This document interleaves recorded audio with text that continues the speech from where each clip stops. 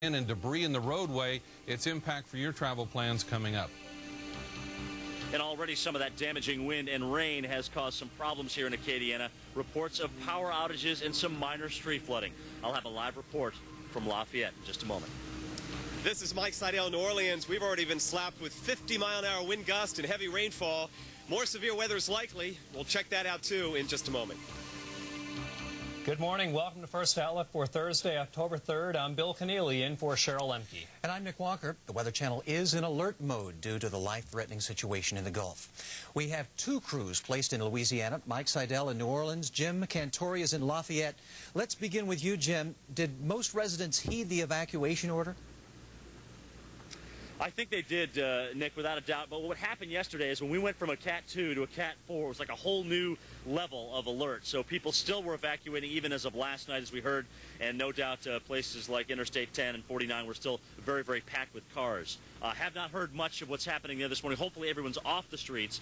But please don't let your guard down, even though we haven't had much here. And I can still see down the road with power.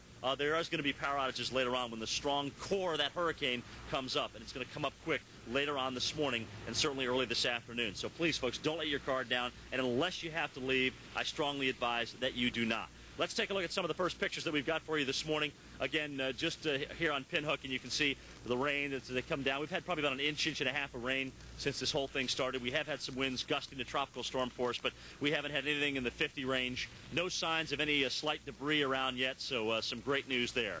We do have a ton of utility trucks on standby here. They are ready to rebuild whatever that core is going to do to Lafayette and Acadiana, and no doubt we are prepared for that. Let's go east where they've had some stronger winds and some heavy rain. Mike Seidel is in the Big Easy this morning. Good morning, Mike. Hey, good morning, Jim. And as we've seen on radar all morning, those reds and oranges, those outer rain bands, those squalls moving on through. We're getting one right now. And these gusts, excess of 50 miles an hour. We've had tropical storm force sustained winds. The reason we're here, we're not over there across the levee, is because that whole area is now underwater. The surge is up there 3, 4, 5 feet. We're going to try to get up on the levee at first light and show you what it looks like. Lake Pontchartrain is angry this morning, and those of you on the West Bank, again, expect flooding. It may be delayed a little bit, but that wind is pushing the water over in those areas, and like in St. Charles Parish, where there is no levee on Lake Pontchartrain.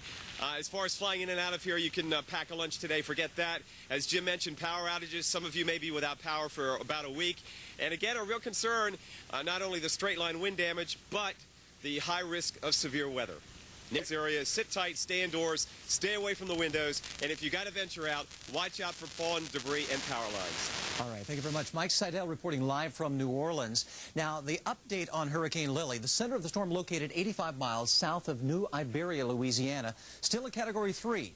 120-mile-an-hour winds in the center. That's down from about 140-mile-an-hour winds overnight. So it was a Category 4 for several hours, now down to a Category 3 storm and moving toward the north-northwest at 17 miles an hour.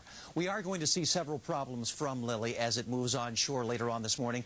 We'll continue to see a lot of storm surge. We'll see the rain, of course, but we're also going to see those hurricane-force winds. And hurricane advisories, these are warnings from High Island, Texas, over toward the mouth of the Mississippi River. We could continue to see even some hurricane-force winds inland as well, and we've seen wind gusts up to 55 miles an hour at Lakefront Airport earlier in New Orleans. The wind gusts common anywhere between 30 and 40 miles an hour right now, but those will... Well, you know, I talked to the...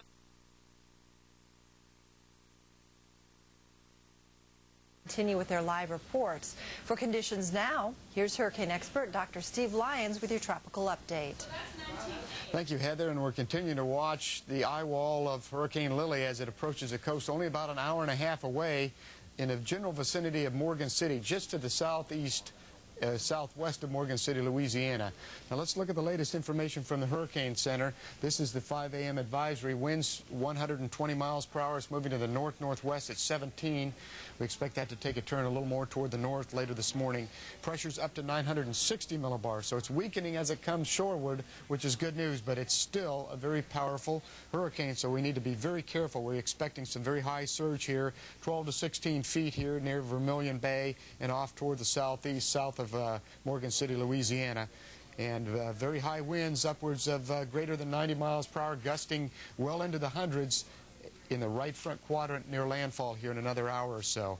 Heavy rain coming in. Here you can see the circulation, and there's the northern eye wall right there, that green band with the orange yellow in it right there, coming up almost to the north now and not too far away from Marsh Island right there.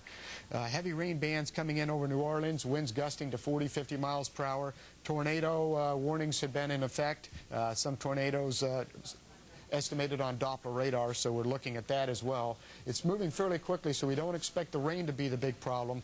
The real threat, again, will be the high surge along the coast, 12 to 16 feet, near the point of landfall in the right quadrant, especially in here near Vermilion Bay and just off to the east of that area.